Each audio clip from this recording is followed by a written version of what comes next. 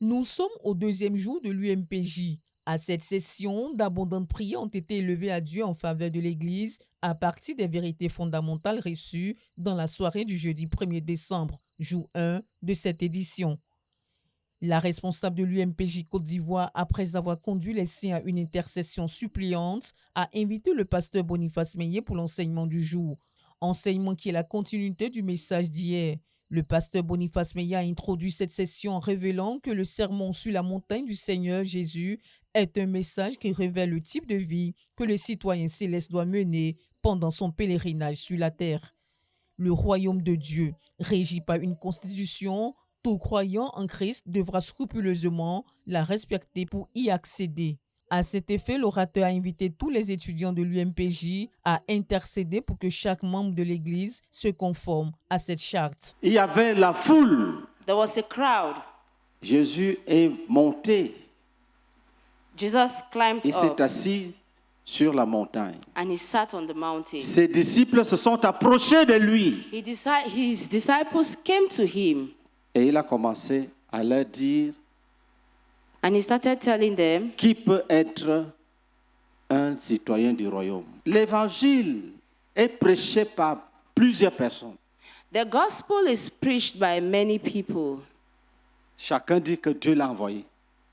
Everyone says God has sent him or her. Gloire à Dieu. Praise the Lord. Mais frère, que personne ne te trompe. But brethren, let no one deceive you. Demande à la personne, est-ce que tu as la Bible?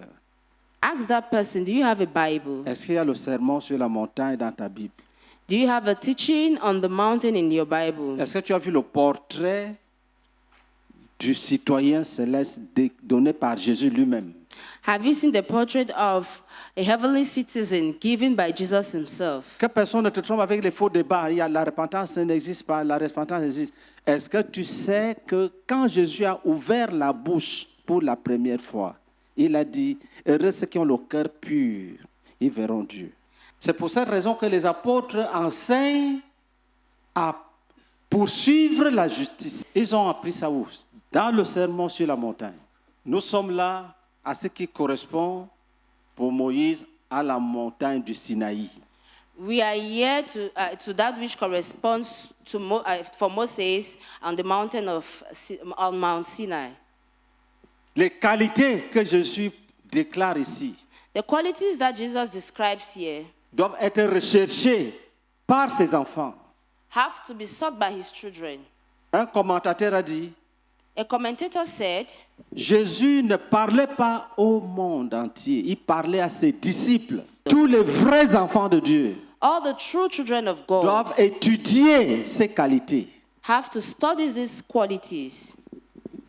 que certains appellent la charte, le sermon sur la montagne, certains appellent ça la charte du royaume de Dieu. That some people call it the institution of the kingdom of God. La charte est une sorte un ensemble de règles, donc c'est une constitution. Le pasteur Boniface Meillet poursuit son enseignement en insistant sur le portrait de ceux qui doivent appartenir à ce royaume. Cette fois-ci, il dira aux étudiants de répondre à l'appel de Dieu par le parfum d'une vie agréable et irréprochable devant Dieu, comme l'a si bien enseigné le père fondateur de la CMCI, le professeur Zacharias Tanefomom, encourageant ainsi les siens à aller de l'avant, sachant qu'ils sont dans le véritable. Car c'est ce type de vie qui donnera l'autorité aux saints d'arracher les âmes d'entre les mains de Satan pour les transférer dans la lumière de Dieu. Au sortir de cette journée, les participants se disent satisfaits et enrichis par la qualité du message. J'ai appris que nous sommes sur la voie, et nous sommes sur la bonne voie. Mais on ne peut pas s'arrêter, on doit continuer et mener une vie de sanctification, une vie qui va nous emmener à aller, à gagner, à prêcher l'évangile aux pécheurs perdus pour qu'ils viennent au Seigneur. Le Seigneur nous disait par son serviteur que le Seigneur Jésus-Christ est roi. Et il a un royaume. Et dans ce royaume-là, il y a des exigences que nous devons respecter. Donc, pour aller vivre dans ce royaume, étant déjà en lui sur la terre ici, je dois accepter ces exigences-là. Je dois appliquer ces exigences-là à ma vie. Le Seigneur Jésus-Christ étant roi, il y y a un royaume, tous ceux qui doivent être avec nous dans ce royaume ont une vie, une conduite de vie à suivre. Concernant le sermon sur la montagne qu'il a donné à ses disciples. Et j'ai compris que c'est une vie dont ses disciples doivent la comprendre, la mettre en pratique, non seulement pour être différents de ceux de ce monde, mais être qualifiés pour le royaume. C'est quelque chose qui m'a beaucoup marqué. Plusieurs fois ayant lu ce passage, mais ça m'a béni parce que cela m'a permis à bien comprendre que en fait le Seigneur sur la montagne a donné le sermon pour que ses disciples mettent cela en pratique. Je n'avais pas remarqué, sinon je n'avais pas compris, cherché à comprendre pourquoi ce message était au début du Nouveau Testament. Alors que c'était parce que c'était la constitution du royaume du Seigneur Jésus-Christ. La charte qui nous permet de marcher dans un canevas bien précis. Et nous avons été vraiment éclairés et véritablement enrichis. Et à partir d'aujourd'hui, j'ai compris que pour pouvoir demeurer